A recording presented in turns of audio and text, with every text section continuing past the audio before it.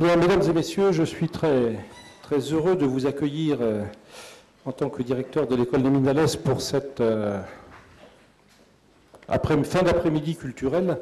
Je salue donc les personnes qui sont présentes dans le grand amphithéâtre de l'école, mais comme nous avons eu beaucoup de succès, il y a d'autres personnes dans d'autres amphithéâtres de l'école qui nous suivent par vidéo. Nous avons également une retransmission sur Nîmes, nous avons une antenne de l'école, donc je salue également les personnes qui sont dans les autres amphithéâtres. Donc, je voudrais remercier le public qui est venu très nombreux à notre invitation. Remercier également la librairie Souramps, qui est notre partenaire pour l'organisation de ces culturels. Et je passerai dans quelques minutes la parole à M. Sevestre, qui en est le patron au niveau régional. Donc, notre invité d'aujourd'hui est M. Jean d'Ormesson. Nous sommes extrêmement heureux et extrêmement honorés, monsieur, de vous accueillir aujourd'hui à Alès. Monsieur d'Ormesson a été le parrain des promotions entrantes de l'école. Donc ce matin a eu lieu la cérémonie, début d'après-midi a eu lieu la cérémonie de baptême des nouvelles promotions.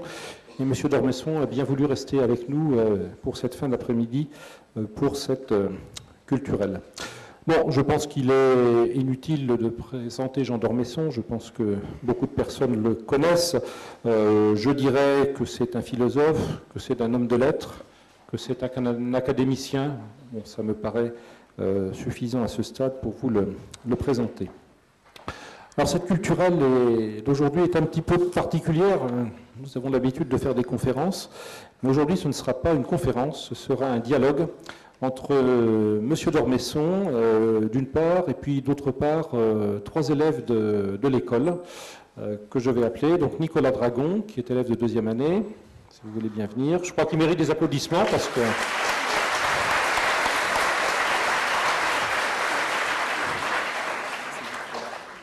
Affronter un débat avec Jean d'Ormesson n'est pas une mince affaire. Maxence Hugues, qui est élève de 2e année.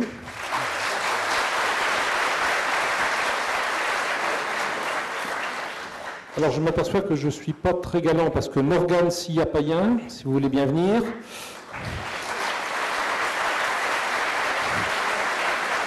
Ah, il y en a un qui est galant pour moi, merci à lui. Donc je craignais qu'elle ne doive rester debout. Donc élève de 1re année. Et puis le débat va être animé par Pierre Bois. Alors Pierre Bois, qui est le directeur adjoint de l'école, qui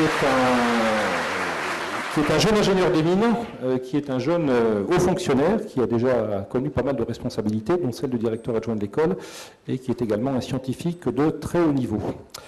Voilà, donc le thème de cet après-midi va être « La vie a-t-elle un sens ?» Bon, monsieur d'Ormesson me disait tout à l'heure, en la visite à l'Académie nationale, un journaliste lui a demandé de lui répondre en 30 secondes à la question « La vie a-t-elle un sens ?» C'est bien difficile. Bon, je pense que nous allons avoir tout à l'heure un peu plus de temps pour en discuter. Bon, c'est une question qui, et je reviens au baptême qui a eu lieu tout à l'heure de nos élèves, c'est une question qui se pose manifestement pour nos élèves, au début de ce qui est leur vie professionnelle, d'une part, d'autre part pour des scientifiques qui sont habitués peut-être à résoudre des équations, à s'imaginer que les problèmes peuvent être résolus avec des équations, et non, le monde est extrêmement complexe, et il faut l'aborder dans sa complexité et sa dimension humaine. Voilà ce que je voulais dire en introduction. Alors peut-être préciser qu'à la fin de cet après-midi, il y aura une séance de dédicace, puisque la librairie Souramps tient un stand en haut de l'amphithéâtre. Et avant de passer la parole à Pierre Bois, je la passe à M. Sevestre. Alors habituellement, c'est Roberta, qui est la directrice de Souramps Alès, qui se planque là-bas en haut de l'amphi et qui refuse de prendre la parole. Mais pour une fois que nous avons le patron, nous en profitons. Donc, monsieur Sevestre, vous avez la parole. Merci monsieur le directeur.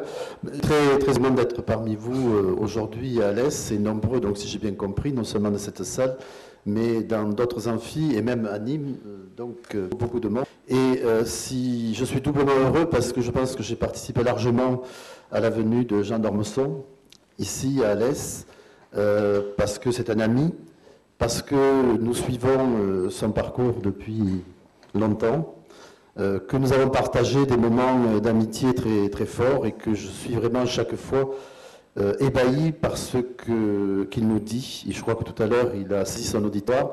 Il a donné très peu de conseils, il l'a dit lui-même, mais en même temps, on sent l'homme de culture qu'il est. Et venir dans ces lieux ici, à l'école des mines d'Alès, où effectivement ce sont surtout les sciences qui sont mises en valeur et où les étudiants étudient effectivement ces sciences-là, allier la librairie Soroms, en l'occurrence avec l'école des mines pour créer ce partenariat qu'à longueur d'année nous essayons de faire fructifier, c'est pas évident. C'est difficile parce que c'est une ville qui n'est pas sur les grands axes routiers, hein, c'est pas la peine de vous faire un dessin. Et tous les auteurs ou scientifiques qui sont en mesure de venir veulent tous rentrer à Paris le soir. Et il faut donc qu'on aille très vite et qu'on se saisisse des moments comme celui d'aujourd'hui, où là nous avons eu le bonheur d'avoir Jean d'Ormesson toute la journée pour vous en faire profiter après que les étudiants en aient profité cet après-midi. En tout cas, monsieur le directeur, sachez que nous allons continuer ce partenariat. Bien évidemment, Roberta, je ne sais pas où elle s'est cachée, mais continuera à être votre interlocutrice sur Alès. Arnaud Gentil, qui est notre directeur de la communication, qui est aussi caché quelque part et lui a été aussi le maître d'œuvre de cette journée, a fait en sorte qu'avec vos équipes, nous puissions avoir le plaisir de passer une heure avec Jean d'Ormesson, et je pense qu'il va vous enchanter une fois de plus. Merci.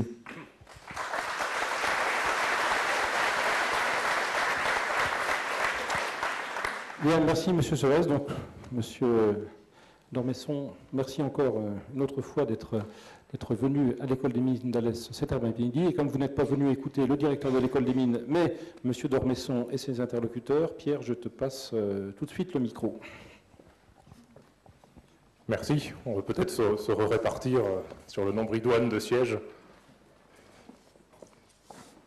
Bien, il me revient la lourde mission d'animer cette table ronde. Mon rôle ici est finalement d'en dire le moins possible, puisque ce sont les élèves qui vont poser des questions à notre invité et à notre parrain, et c'est lui qui va nous faire part de sa pensée, de sa réflexion. Vous voyez que nos élèves ont préparé quelques notes, ce sont des gens sérieux et assidus. Je sais qu'ils veulent interroger en vous plusieurs personnes, l'écrivain, le philosophe, l'homme et finalement leur parrain. Donc je vais leur passer la parole dès à présent pour qu'ils puissent démarrer avec leurs questions. Je crois que Morgane a l'honneur d'ouvrir le débat. Donc, ça marche ? Peut-être un petit bouton. Voilà. Ah non. Non plus. Oui, merci. Donc, tout d'abord, une première question. Pourquoi ce titre, le titre de ce dernier livre, C'est une chose étrange à la fin que le monde? Donc, je sais que ça vient d'un de vos auteurs très cher à votre cœur, Aragon. Et j'aimerais savoir pourquoi ce titre. Pourquoi j'ai écrit? Pourquoi avez-vous choisi Ce titre qui vient d'un de vos auteurs préférés, Aragon? Je dirais d'abord, est-ce que je n'ai pas besoin de... Vous-même êtes équipé. D'accord. Je dirais d'abord que ce livre vient d'un sentiment que j'ai éprouvé très fort dans la vie, qui est un sentiment d'étonnement. J'ai souvent éprouvé le sentiment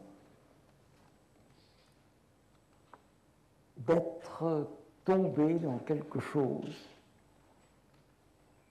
que je n'avais pas souhaité, qui m'était arrivé, qui m'était imposé et qui était la vie. Je me rappelle que tout à fait enfant, quand je jouais avec des petits amis, je m'arrêtais et je me demandais ce que je faisais là. Et c'est un sentiment que j'éprouve très très souvent. Je me demande qu'est-ce que je fais là. Et je crois que c'est un sentiment qui est largement répandu. Je crois que Pascal parle de ce sentiment très largement et il avance même l'idée que tout ce que nous faisons dans l'existence, la politique, le jeu, les affaires, les occupations diverses, ne sont que des divertissements pour ne pas penser à cette situation qui est la nôtre et qui est la condition humaine. Et ce sentiment, je l'ai encore éprouvé très fort un jour. Une de mes activités favorites, c'est de me baigner en Méditerranée. On demandait un jour à Gaston Gallimard, on vient de célébrer le centenaire de la maison Gallimard, et on demandait au fondateur, qu'est-ce que vous avez aimé dans la vie? Et il avait répondu, dans l'ordre, les bains de mer, les femmes, les livres. Eh bien, je dirais que moi aussi, j'ai beaucoup aimé les bains de mer. Pas uniquement les bains de mer, d'ailleurs, j'aime aussi beaucoup le ski. Et en effet, quand je me baigne ou quand je skie, je ne pense pas à ce que je fais dans ce monde. Je suis tout entier en train de skier ou en train de nager. Mais je me rappelle très bien qu'il y a 5 ou 6 ans, à la sortie d'un bain, comme ça, en Méditerranée, sur la côte orientale de la Méditerranée, du côté de Rhodes, je crois, je me suis dit tout à coup, qu'est-ce que je fais là? Et ça a été l'origine de ce livre. Ce livre pose la question, qu'est-ce que je fais là? Et ce sentiment d'étonnement s'est beaucoup mêlé chez moi à un sentiment qui est un peu vieillot aujourd'hui, qui est l'admiration. Vous savez, aujourd'hui, quand on passe à la radio ou à la télévision, de temps en temps, je passe dans des émissions comme celle de Ruquier, par exemple, où ce qu'il faut, c'est jouer la dérision. Vous savez qu'aujourd'hui, la dérision est un peu à la mode et l'admiration est tout à fait oubliée. Eh bien, je joins au sentiment d'étonnement un sentiment d'admiration, un peu ringard, peut-être pour les livres, pour les gens que j'admire, pour les paysages, pour le monde, pour la science. Il me semble qu'il y a beaucoup d'éléments qui sont tout à fait stupéfiants et dont je pourrais vous parler pendant des heures. L'eau me paraît quelque chose d'extraordinaire. C'est une matière extraordinaire puisque c'est une matière que je peux absorber, je peux la boire et je peux en même temps me jeter dans l'eau. C'est une matière extraordinaire, une matière dans laquelle je peux entrer et qui peut entrer en moi. Naturellement, ça vous paraît tout à fait élémentaire, mais pour peu qu'on y réfléchisse, l'eau est quelque chose d'extraordinaire. Et s'il fallait expliquer cette matière à quelqu'un qui n'aurait aucune idée de ce qu'est notre univers, il me semble que ce serait très difficile. Un autre élément que vous connaissez beaucoup mieux que moi, c'est la lumière. La lumière est quelque chose d'extraordinaire. Par les couleurs, la simple lumière. Vous savez que Pythagore, qui était un grand génie il y a un peu plus de 2 millénaires et demi, Pythagore pensait encore que la lumière allait de notre œil à l'objet, que c'était une espèce de phare ou une espèce d'antenne qui allait vers l'objet. Nous savons maintenant que c'est le chemin inverse qui est le vrai. Vous savez qu'au XVIIe, il y a 2 grands génies, Newton et Huygens, qui diffèrent sur la lumière. Newton pense que la lumière, c'est des particules. Vous savez ça mieux que moi. Vous savez ça mieux que moi. Huygens croit que la lumière, c'est des ondes. Et il faudra attendre Niels Bohr et un de nos compatriotes, Louis de Broglie, pour découvrir que la lumière est faite de corpuscules qui ondulent. Les deux avaient raison ou les deux avaient tort. Quelqu'un comme Descartes pense encore que la lumière, la propagation de la lumière est instantanée. Et nous savons que la propagation de la lumière n'est pas instantanée. La lumière est finie. Elle n'est pas infinie, mais la propagation est extraordinairement rapide, puisqu'elle est de 300 000 km à la seconde. La Lune est à 400 000 km de la Terre. Je parle sous votre contrôle, vous me corrigez si je dis des bêtises. La Lune est à 400 000 km de la Terre, donc il faut un peu plus d'une seconde pour que la lumière nous parvienne. Le Soleil est à 150 millions de kilomètres de la Terre, ou plutôt la Terre est à 150 millions de kilomètres du Soleil. Je fais le calcul, il faut 8 minutes pour que la lumière du Soleil nous parvienne.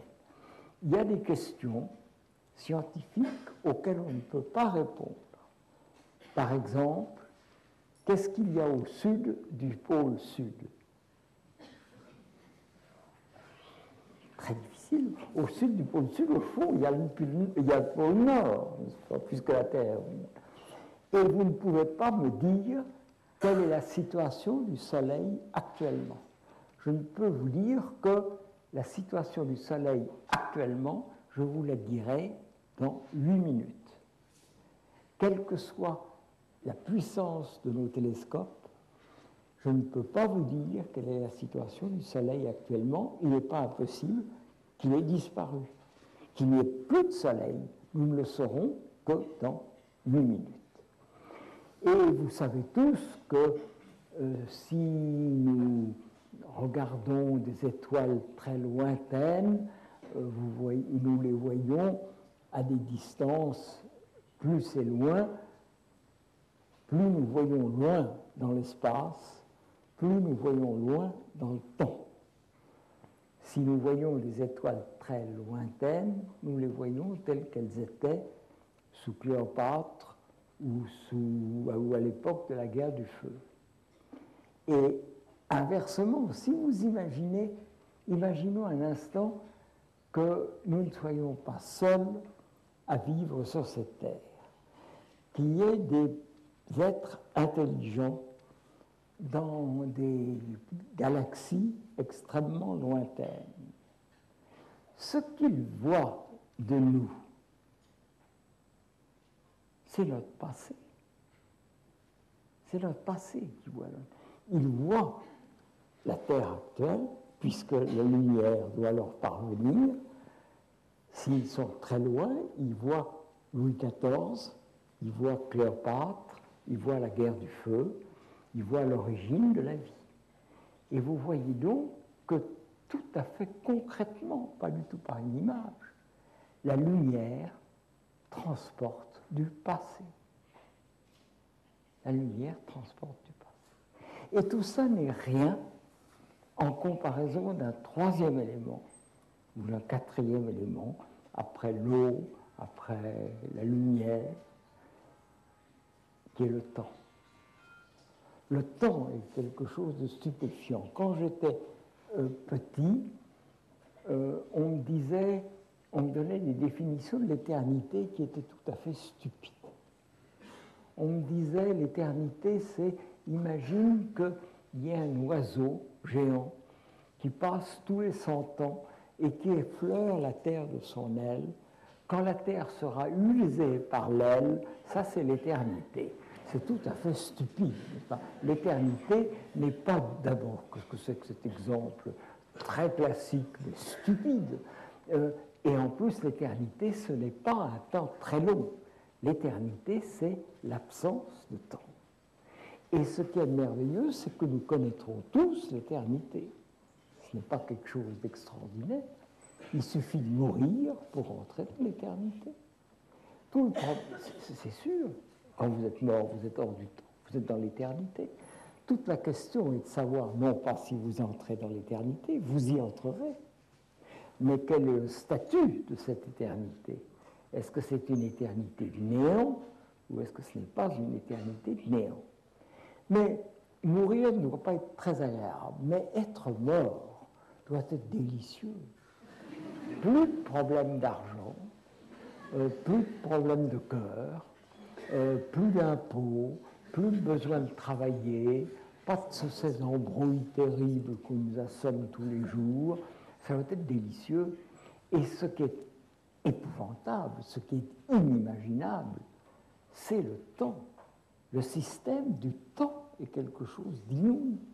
Le système du temps, c'est quelque chose qui est où on ne sait pas, qui s'appelle l'avenir.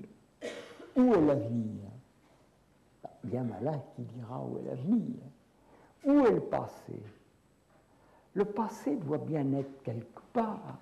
Il doit bien être quelque part, puisque quelqu'un qui serait très loin verrait notre passé. Il doit bien être quelque part.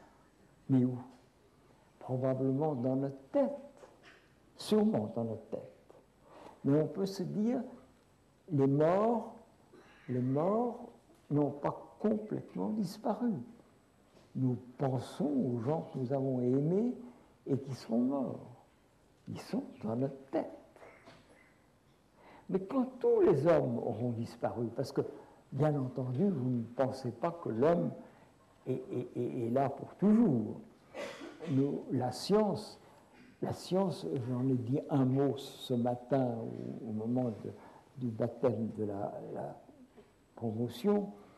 Ce qui est extraordinaire dans la science, c'est qu'elle nous a appris des choses dont nous ne nous doutions pas, dont nos arrière-grands-parents ne se doutaient pas, c'est-à-dire notre passé. J'ai rappelé que des grands esprits comme Bossuet pensaient que le monde avait 4000 ans. Et maintenant, nous savons que le monde a 13 milliards 700 millions d'années. Et tout ce passé, il existe, il est quelque part. Il est où, on ne sait pas. Et ce qui est extraordinaire, c'est qu'il y a une troisième hypostase, c'est-à-dire une troisième forme du temps. La première, c'est l'avenir, la deuxième, c'est le passé, et la troisième, c'est le présent. Et qu'est-ce que c'est que le présent? Le présent, c'est de l'avenir qui se change en passé.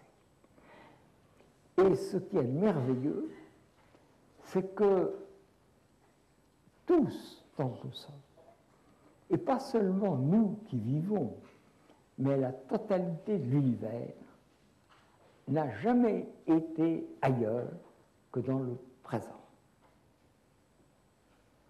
Tous, aucun homme, aucune femme, aucune pensée n'a jamais été ailleurs que dans le présent. Et le présent est cette rencontre de l'avenir qui se change en passé. Et je ne peux pas vous dire que le présent c'est maintenant, parce que si je dis maintenant, c'est déjà du passé. Et si j'essaie d'aller plus vite, le présent c'est ça, c'est déjà du passé.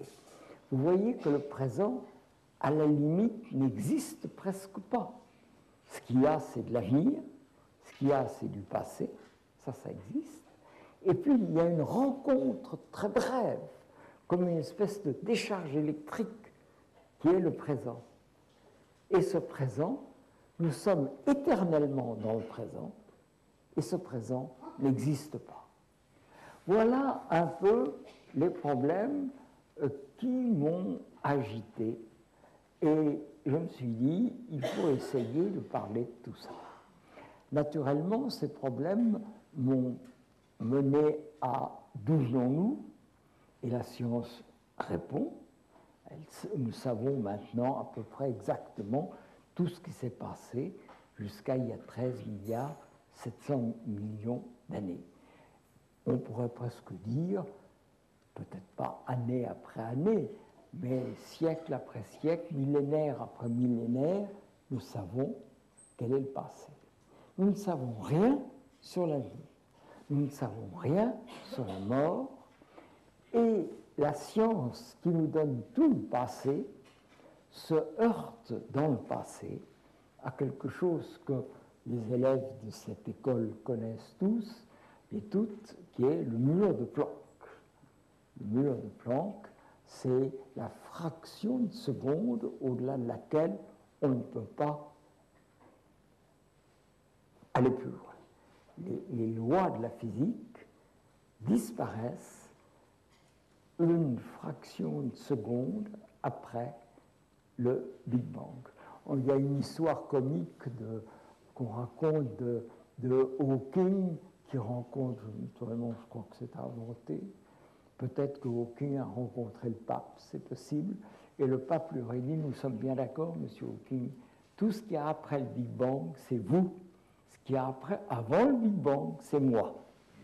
Voilà. On peut naturellement, tout ce que nous pouvons dire, c'est que la science ne peut pas se heurter au mur de Planck dans le passé, et dans l'avenir, nous nous heurtons tous à quelque chose qui est extraordinairement important, dont nous ne parlons jamais, grâce à Dieu, et nous avons bien raison, qui est notre mort.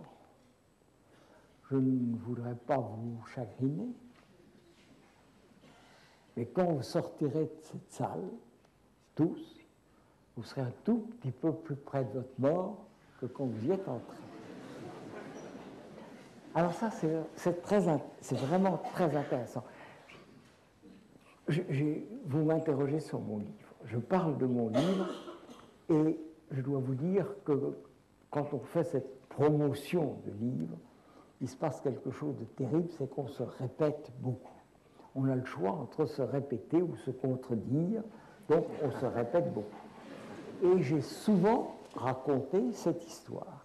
Et chaque fois que je dis que vous allez mourir, les gens rient. Chaque fois, les gens rient. Et c'est une réaction très saine. Vous savez que, c'est intéressant, Spinoza dit « La philosophie n'est pas une méditation de la mort, mais de la vie ». Montaigne dit le contraire. Montaigne dit « La vie, la seule besogne de la vie, c'est d'apprendre à mourir ». Alors vous voyez, on peut avoir des opinions différentes, mais ce qui est vrai, c'est que nous savons tous que nous allons mourir, mais nous le savons. Je crois même, j'imagine que ce n'est pas culturel. J'imagine que les populations primitives, il faudrait étudier d'ailleurs les choses, que les populations primitives savent qu'ils mourront. C'est probablement ce qui distingue l'homme de l'animal. L'homme est un animal, mais un animal qui sait probablement qu'il va mourir. Eh bien, cette mort, nous l'écartons, nous ne voulons pas y penser. Et évidemment, quand j'ai pensé à ce livre, je me suis dit, ce livre va me mener à réfléchir d'où nous venons, les 13 milliards 700 millions d'années passées, le Big Bang, le mur de Planck, la mort devant nous, et forcément la question, est-ce qu'il y a un Dieu? Est-ce qu'il y a quelque chose après la mort? Voilà les questions que je me suis posées, et j'avais pensé, pour répondre à votre question, j'ai fait quelques détours, pardonnez-moi, j'avais pensé appeler ce livre « Histoire de Dieu et des hommes », et puis j'ai pensé à un poème d'Aragon. J'ai une grande admiration, je dois vous dire, pour Aragon. J'ai raconté, non, c'est pas tout à l'heure, c'est à table que j'avais raconté ça. J'ai essayé de faire entrer 3 personnes à l'Académie. La première, j'ai réussi. Ça a été une bataille très, très, très rude. J'ai essayé et j'ai réussi à faire entrer Marguerite Yourcenar à l'Académie, c'est-à-dire la seule femme. Et je l'ai fait, je dois vous dire, je contrains mes confrères à voter pour une femme. Ils ne voulaient pas voter pour une femme. Et il y avait toute la presse internationale qui était là, et il y a le représentant de la télévision américaine qui m'a dit « Et quelle va être la différence maintenant à l'Académie ?» Et j'ai répondu « Maintenant, il va y avoir 2 toilettes, une où il y aura marqué messieurs et l'autre Marguerite Yourcenar.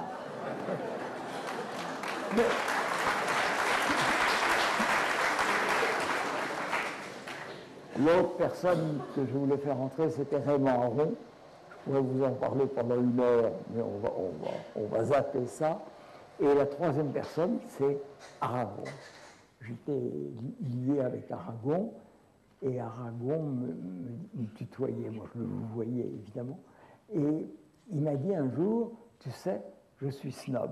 Je lui ai dit, vous êtes snob? Venez à l'Académie. Et il m'a pas dit non. Et j'ai été voir mes confrères de l'Académie, et ils m'ont dit, si Aragon veut venir à l'Académie, qu'il envoie sa lettre de candidature et qu'il fasse ses visites. Vous voyez Aragon faisant ses visites. Il fallait déployer un tapis rouge, c'est le cas de le dire, déployer un tapis rouge, le supplier de venir et l'élire par acclamation. Et s'il était venu, ça aurait beaucoup changé l'image de l'Académie. Enfin un communiste à l'Académie, enfin un surréaliste à l'Académie, ça aurait été merveilleux. Mais j'ai échoué. Et il y a un poème d'Aragon que j'aime beaucoup et qui est moins connu que Les yeux d'Elsa. On me dit souvent, je crois que les gens imaginent que j'invente les poèmes d'Aragon. Si j'avais inventé, j'aurais du génie, ce qui n'est pas le cas. C'est Dans les yeux et la mémoire, qui est un recueil beaucoup moins connu d'Aragon.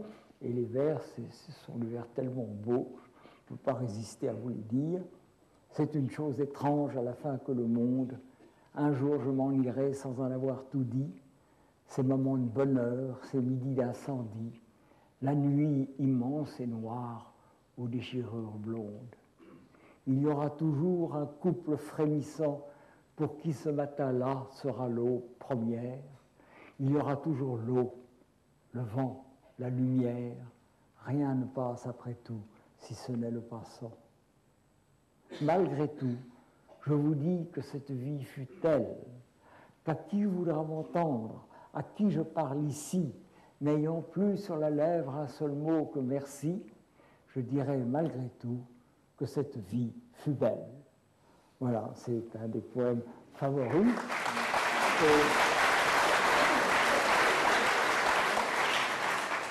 Et je me suis dit que j'allais appeler mon livre « C'est une chose étrange à la fin que le monde ».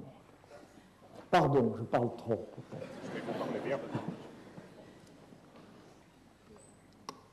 À travers votre propos, nous avons deviné un amour de la science, une recherche scientifique profonde qui est omniprésente dans votre livre, dont on se dit qu'elle n'a peut-être pas été sans mal, car finalement vous nous brossez une histoire complète de la science, et je crois que ce sujet a interpellé notre camarade Maxence.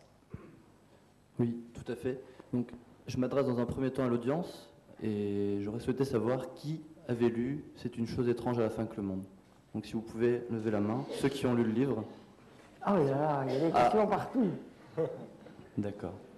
Donc je pense qu'il y a une question qui, dans un deuxième temps je m'adresse à M. Jean d'Ormesson, il y a une question qui nous brûle les lèvres, c'est de savoir quel chapitre ou quel passage vous a demandé le plus de temps, le plus de réflexion et finalement le plus de recherche. Ah ben, c'est une très bonne question, je peux vous répondre tout à fait clairement. D'abord, je voudrais vous dire que j'étais tout à fait nul en sciences. J'ai raconté ce matin qu'en cosmologie, j'avais eu 2 au bac. Et je ne voulais pas faire de cosmologie parce qu'elle était imposée par le régime de Vichy. Et après, j'ai adoré la cosmologie. Et la science m'a évidemment fasciné. Je connaissais un peu la science parce que je connaissais un tout petit peu la philosophie, je connaissais un peu Platon, je connaissais un peu Aristote. Ça m'avait évidemment mené à Ptolémée. Ptolémée, il ne faut pas confondre la dynastie des Ptolémées avec Ptolémée, qui est un grand savant égyptien du 2e, 3e siècle après Jésus-Christ, et qui est le premier cosmologue, on pourrait dire. Et tout ça m'intéressait beaucoup. Je connaissais un petit peu, naturellement, Copernic, Kepler, Galilée, Newton. J'avais appris ça au bachelier. Je ne connaissais rien sur Darwin. Et ma réponse à votre question est Darwin m'a demandé un an de travail. J'ai dû lire Darwin, j'ai dû essayer de comprendre ce qu'il voulait dire, et Darwin, c'est tout à fait passionnant.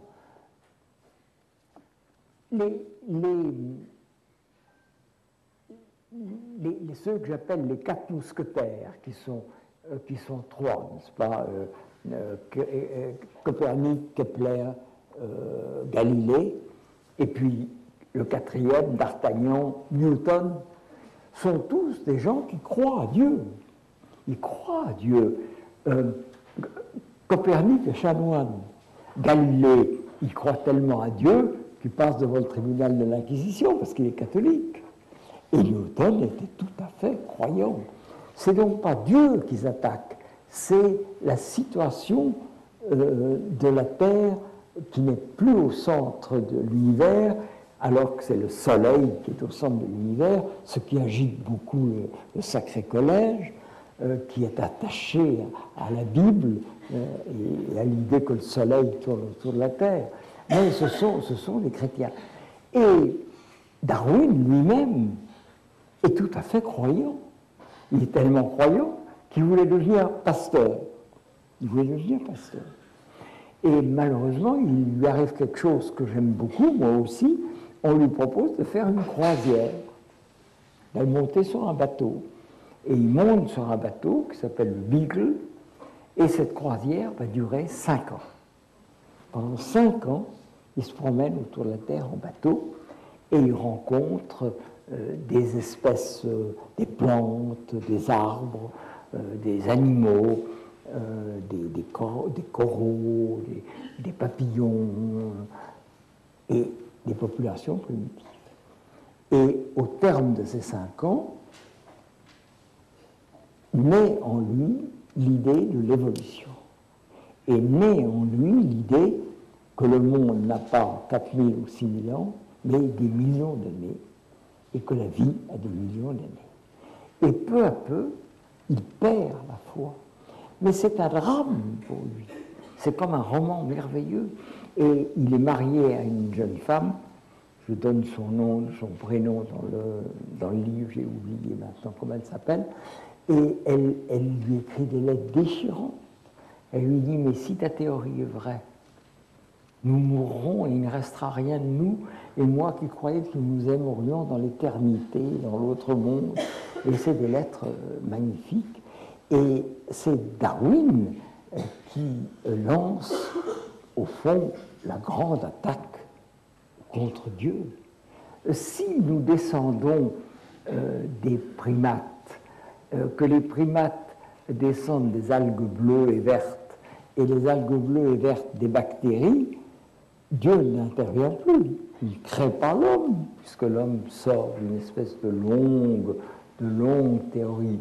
Et à quel moment naît la conscience? Elle naît peu à peu, elle naît avec l'habitude. À quel moment est-ce qu'une âme est introduite dans le corps? Il n'y a plus d'âme, il y a simplement une évolution des neurones. Et évidemment, c'est un coup terrible porté à la religion. Et avec Einstein, avec Hubble, vous avez un personnage extraordinaire, là aussi vous connaissez ça mieux que moi, qui est Hubble. Hubble, qu'est-ce que découvre Hubble? Hubble découvre que les galaxies s'éloignent les unes des autres. Vous savez comment il le découvre avec le passage au rouge, vous savez ça mieux que moi. Enfin, il découvre, pour aller bref, il découvre que les galaxies s'éloignent les unes des autres. Et donc, à l'origine, probablement, toutes les galaxies étaient réduites à un point unique et qu'il y a une expansion de l'univers. Et la théorie d'Einstein, Einstein ne croit pas ça d'abord, mais petit à petit, Einstein est convaincu par Hubble, et Einstein adopte la théorie de Hubble, et c'est comme ça qu'est lancée la théorie du Big Bang, qui n'est pas acceptée par la totalité du monde savant. l'immense majorité du monde savant accepte le Big Bang, qu'on appelle aujourd'hui le modèle standard, mais il y a encore des gens qui pensent que c'est une fausse théorie. Mais en tout cas, cette théorie standard redonne de l'espérance aux religions. Vous voyez bien que s'il y a eu un Big Bang, ceux qui croient à la création du monde par un Dieu se disent le Big Bang, c'est quand même très proche de la création du monde par un Dieu. Et donc, ce qu'a défait Darwin, d'une certaine façon, Hubble, je ne dis pas qu'il le restitue, mais il permet à une conception religieuse de reprendre force. Voilà quelques-uns des enjeux de ce livre, et naturellement, ça pose la question de Dieu. Pour répondre d'un mot d'avance à vos questions, je suis entouré de gens qui savent que Dieu existe.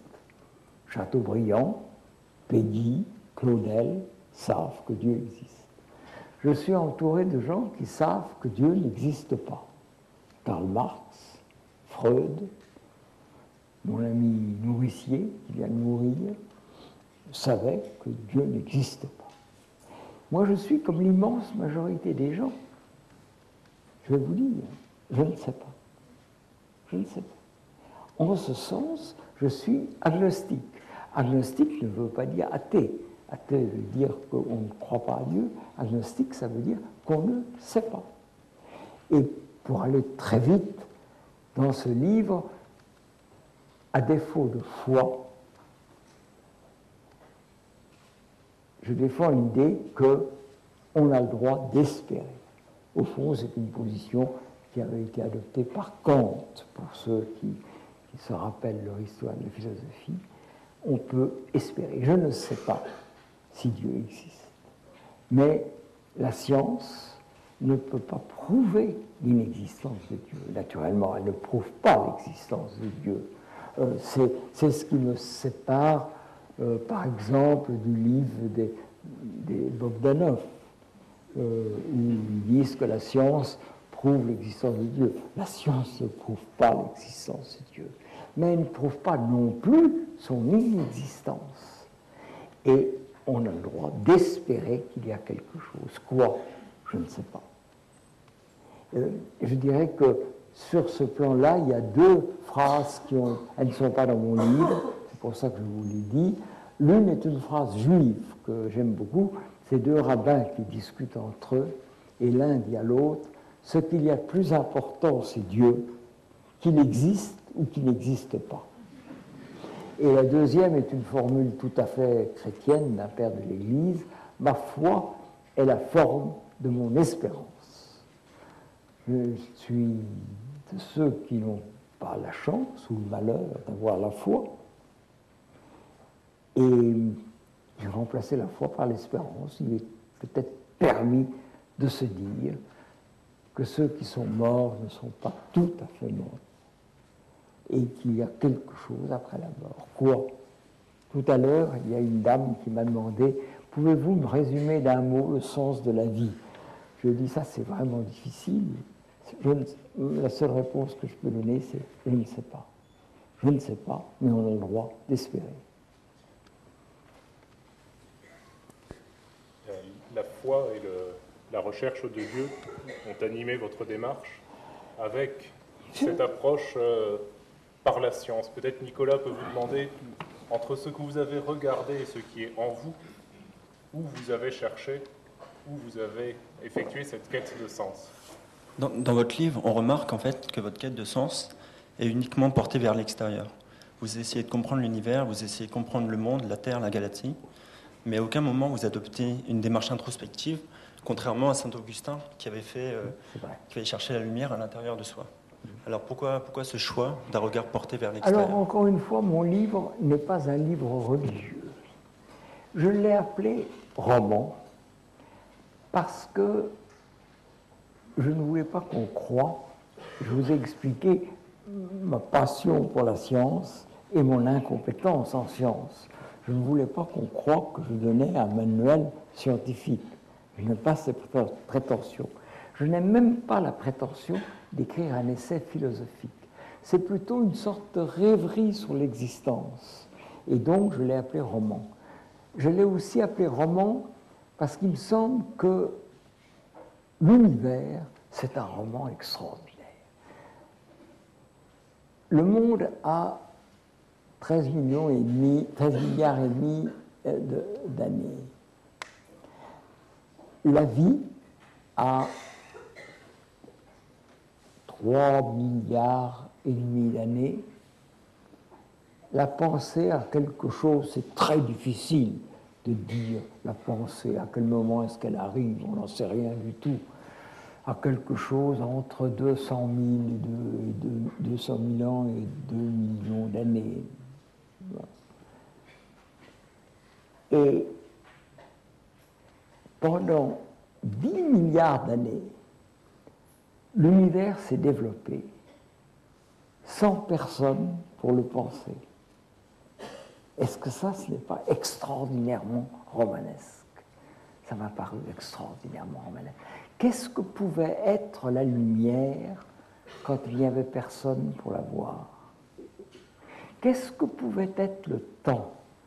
Non seulement quand il n'y avait personne pour en parler, mais quand il n'y avait même pas dans le ciel le soleil, la terre et la lune qui apparaissent 5 milliards d'années avant nous, à peu près. Et vous savez que la science nous apprend aussi que le soleil a 5 milliards d'années, et il nous apprend aussi qu'il a encore 5 milliards d'années devant lui. Il y a une histoire que j'aime beaucoup, c'est un imbécile comme moi qui parle de tous ces problèmes et qui dit le Soleil a encore 5 milliards d'années, dans 5 milliards d'années, il disparaîtra. À ce moment-là, il y a une jeune fille au 3e rang là, qui s'évanouit. Alors on lui tapote, on lui donne un peu d'eau, on lui dit qu'est-ce qui se passe? Elle dit comment, qu'est-ce qui se passe? Vous avez entendu ce qu'il a dit? Qu'est-ce qu'il a dit? Il a dit que dans 5 millions d'années, le Soleil allait disparaître. On lui dit, mais non, il a dit 5 milliards d'années. Ah bon, j'avais entendu 5 millions d'années. Alors, vous voyez un peu le ridicule de tout ça. Qu'est-ce que vous voulez que ça nous fasse, 5 millions d'années, 5 milliards d'années? Ce qui est sûr, c'est que le Soleil disparaîtra. Et ce qui est sûr, je ne peux pas vous dire qu'on en a des preuves, mais nous savons que l'homme apparaît et l'homme disparaîtra. L'homme disparaîtra. L'homme n'est pas là pour toujours. C'était un des grands thèmes de quelqu'un qui aurait parlé de ça beaucoup mieux que moi, qui était Lévi-Strauss. Lévi-Strauss croyait même que l'homme disparaîtrait assez vite. Je ne crois pas qu'il disparaisse assez vite. Je pense que ça demandera quelques millions ou quelques milliards d'années, mais il disparaîtra. Il disparaîtra. Et ce n'est pas Dieu que je cherche dans ce livre. Ce que je cherche, c'est la vérité. Est-ce que nous pouvons avoir une idée de la vérité? Au fond, ma réponse est que non.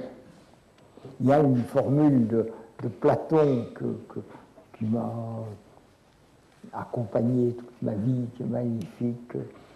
Eisten aleteiam sun olete psyche iteon.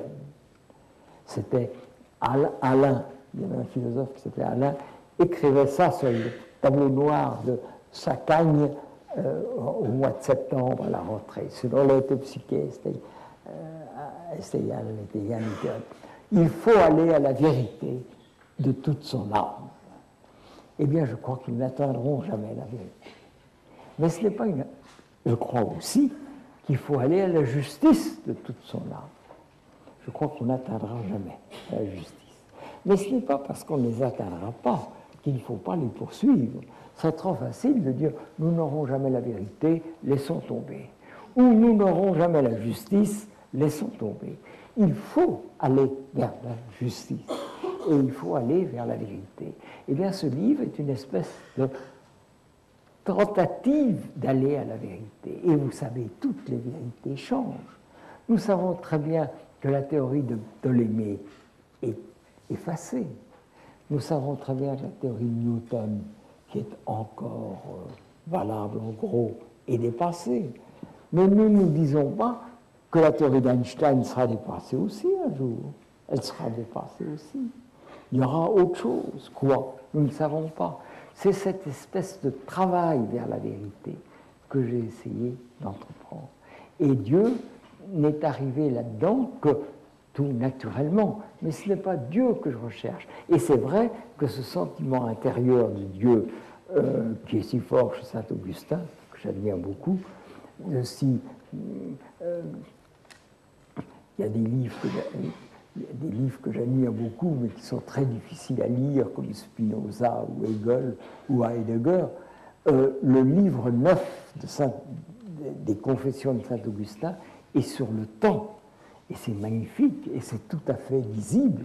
Et c'est Saint-Augustin qui dit cette phrase sur le temps qui est si belle. « Si tu ne me demandes pas ce qu'est le temps, je sais ce que c'est. Mais dès que tu me demandes ce qu'est le temps, je ne sais plus ce que c'est. » Et en effet, ce travail intérieur, ce n'est pas celui-là que j'ai entrepris. J'ai essayé plutôt de montrer comment la science a essayé d'expliquer le monde et quelles sont les limites de cette recherche. Le sens de la vie, ou l'idée que nous nous en faisons, gouverne notre action. Oui. Et finalement, quand on ne sait pas quel est le sens de la vie, notre action est interpellée. Et je sais que cette question a intéressé Morgane. Oui, c'est une question difficile. En fait, j'aimerais savoir quel peut être l'apport de votre réflexion au niveau de l'action des hommes et des femmes comme nous qui allons devenir ingénieurs. Pardon? Quel peut être l'apport de votre réflexion à l'action des hommes et femmes ingénieurs que les élèves de cette école doivent devenir? Qu'est-ce que peut faire un homme éclairé en 2011? C'est très difficile. C'est très difficile. Je pense que ce que je leur dirais, c'est que la science, vous voyez bien ce qui se passe dans le monde contemporain, je dirais que la science a remplacé la littérature, ce que tout le monde reconnaîtra assez volontiers. Naturellement, il y a encore des livres, il y aura toujours des livres, il y aura toujours des réflexions, mais la science a pris une place dans le monde qui est stupéfiante. Il y a eu plus de changements depuis ma naissance qu'il y en a eu dans les 10 000 ans précédents. Et je dirais, je soutiendrai volontiers que la science est en train de l'emporter sur la politique. Et donc que la responsabilité de tous ces jeunes gens qui vont devenir les ingénieurs de demain est considérable. Et évidemment, le fait que si vous ouvrez le journal, la moitié du journal soit consacrée au nucléaire japonais, vous montre les responsabilités des ingénieurs, de ceux qui travaillent sur l'avenir. C'est la même chose dans tous les domaines de la science. Le nucléaire est plus proche de vos préoccupations, mais l'autre grand aspect de la science, on pourrait presque dire, si on simplifiait énormément, on pourrait dire que la première moitié du XXe siècle a été dominée par la physique mathématique, a été dominée par Einstein, par Hubble, par Planck, par Bohr, par Heisenberg, par tous ces géants extraordinaires. Et que la deuxième moitié a été dominée par la biologie moléculaire. Et la marche de la science est la même. D'abord, elle ne s'arrête pas. Je ne crois pas qu'on arrête la science. Quand la science, au XVIe ou XVe siècle, à Bologne, commence à opérer les dissections des cadavres. C'est un scandale énorme. On essaye d'arrêter ça. Disséquer des cadavres, c'était terrible. Eh bien, la science a continué. Alors, il est possible que les gouvernements prennent des mesures contre le nucléaire. Mais le nucléaire est là. Il sera là. On ne l'effacera pas. Eh bien, de la même façon, dans la biologie, il y a quelque chose d'aussi explosif que le nucléaire, c'est le clonage. Et on peut interdire le clonage humain, mais on n'y échappera pas. On a cloné des brebis, on clonera des hommes. On les clonera. Peut-être que nous sommes à une époque où les enfants naissent comme il y a 1000 ans, 10 000 ans, 100 000 ans, pour la dernière fois. Il est très possible que la procréation se passe différemment dans 100, peut-être pas dans 100 ans, mais dans 500 ans ou dans 1000 ans. Je pense que le clonage sera aussi dévastateur que le nucléaire. Vous voyez les responsabilités des hommes de science. Ce ne sont pas les échecs de la science qui posent question, ce sont ses succès. Ces succès sont immenses. Et je ne suis pas de ceux qui pensent qu'il faut arrêter la science. Je pense qu'il faut au contraire tâcher de corriger la science par la science. Et peut-être par la conscience. Bon, je ne voudrais pas dire enfoncer les portes ouvertes, mais vous connaissez la formule science sans conscience, c'est la ruine de l'âme. Rabelais. Les tâches éthiques des ingénieurs vont être immenses dans le siècle qui va venir. Je ne sais pas si j'ai répondu à votre question. Vous savez, il y a une formule que j'ai tellement aimée je ne sais plus si c'était, je ne crois pas que c'était Torres, je crois que c'était Marchais. Et un journaliste lui dit « Vous ne répondez pas à ma question ». Et j'avais entendu Marchais qui avait fait cette réponse qui m'avait enchanté. « Vous venez avec vos questions, je viens avec mes réponses ».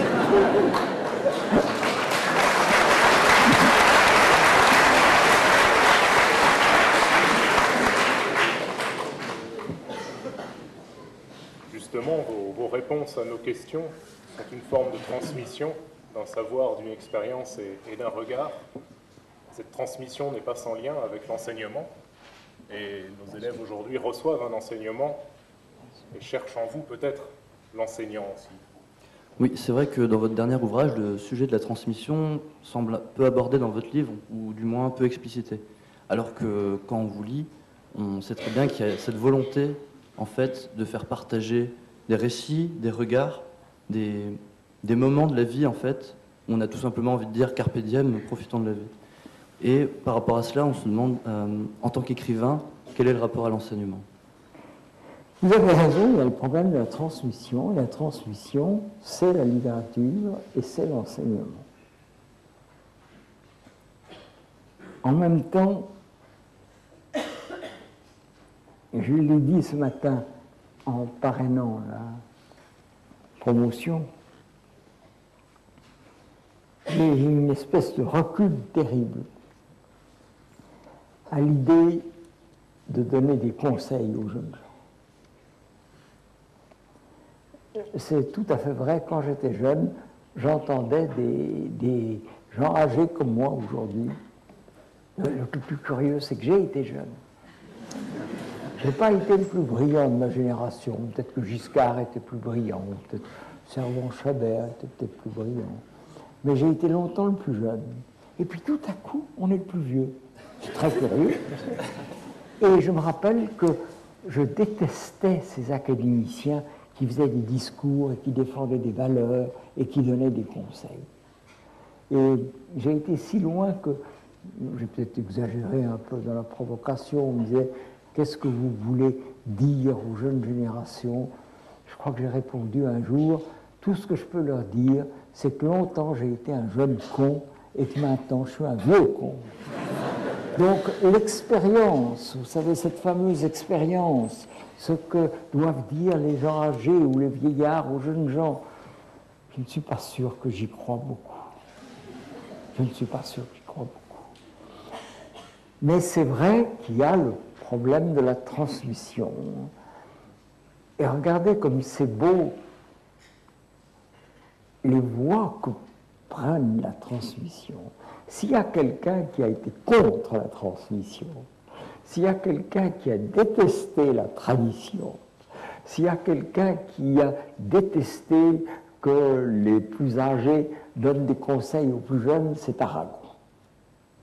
Aragon était communiste, Aragon était surréaliste, Aragon était dadaïste, mais il allait assez loin.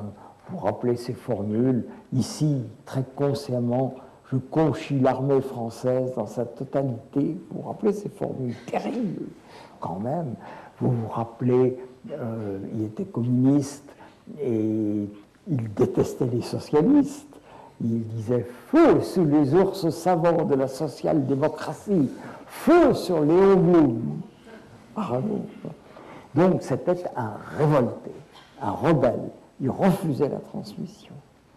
Et voilà qu'il écrit des poèmes, qu'il écrit des romans, qu'il place dans le plein fil de la tradition française. Je ne crois pas seulement que Aragon est un grand écrivain aujourd'hui, je crois que c'est un grand écrivain de toujours. Je défendrais volontiers l'idée qu'il est le type même du classique. Il est dans la lignée de Ronsard, de Racine, de Hugo, de Baudelaire, d'Apollinaire et Aragon. Alors vous voyez, la transmission se fait même par le refus de la transmission. C'est très difficile de voir comment le monde avance. La Révolution a été une grande idée. Je crois que cette grande idée, elle-même, est aujourd'hui vieillie, mais ça a été une idée magnifique. Changer le monde, changer le monde. Et alors il faut à la fois voir que le monde change. C'est vrai, il change. Il a changé encore une fois. Il a changé depuis mon enfance à aujourd'hui, plus qu'il n'a jamais changé.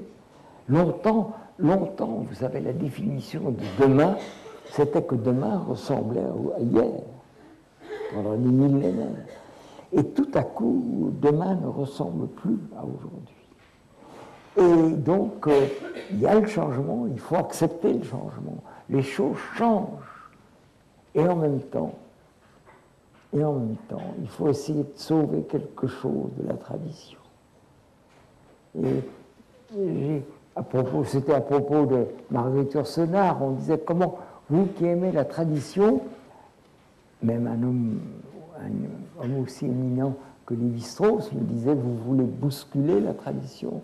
Et je lui avais dit, je crois que la tradition est faite pour être respectée et pour être bousculée.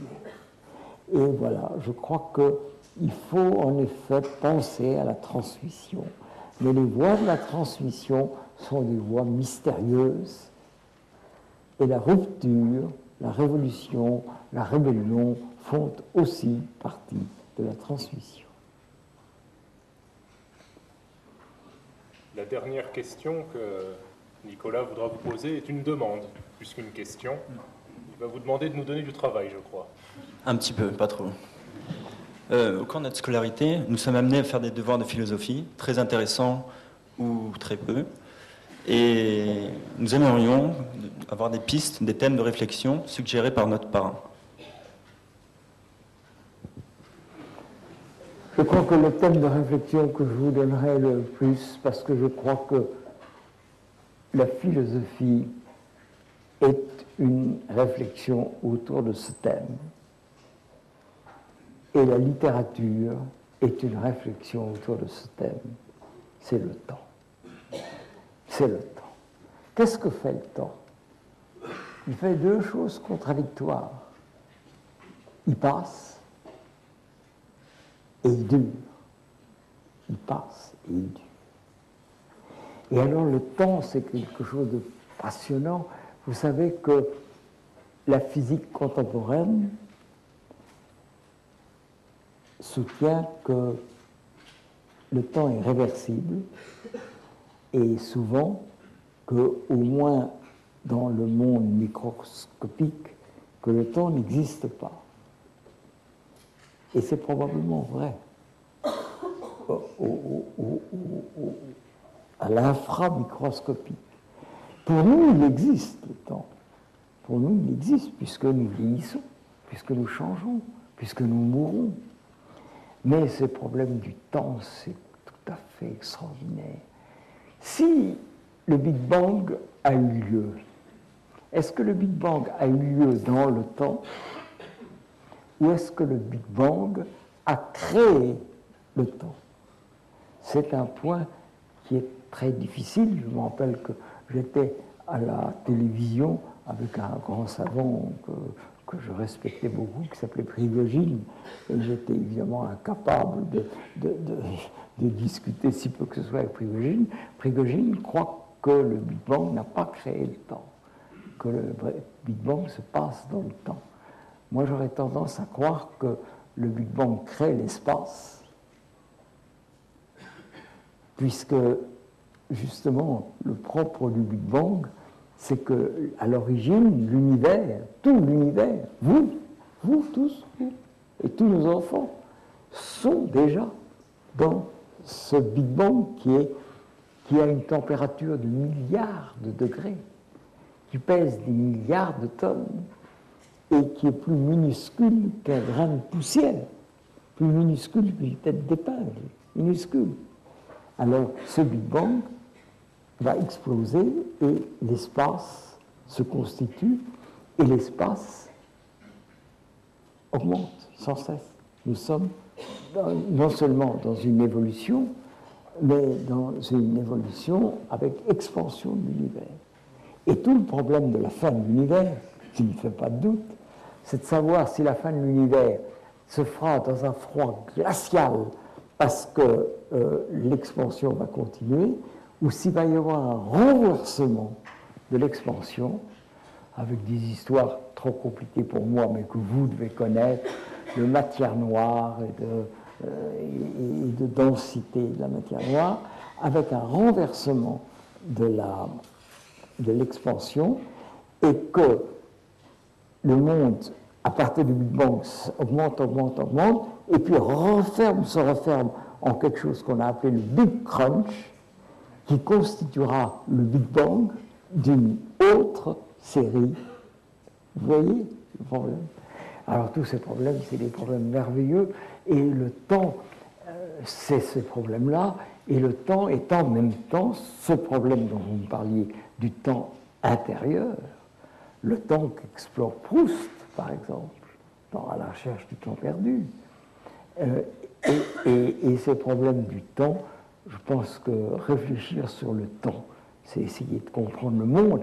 D'ailleurs, Stephen Hawking, qui est ce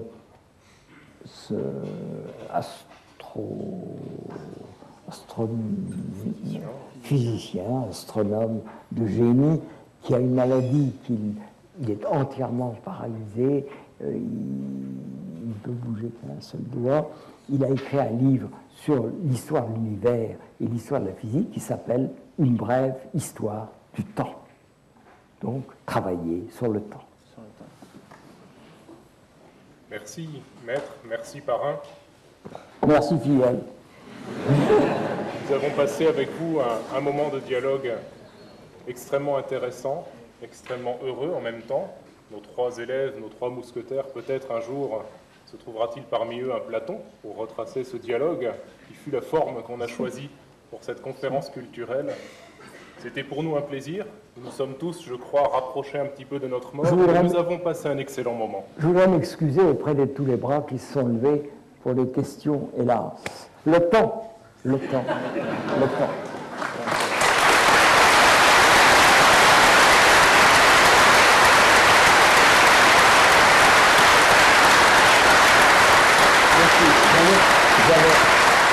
j'avais un problème grâce à Dieu, je suis un peu sourd. Et alors, j'avais pas ça, mais ça, c'est très bien. Une séance de dédicace est organisée dans le hall de ce même bâtiment, en haut. Notre maître Jean d'Ormesson prendra le temps de mettre quelques mots sur les livres que vous lui apporterez. Merci. Au revoir. Merci beaucoup, mademoiselle.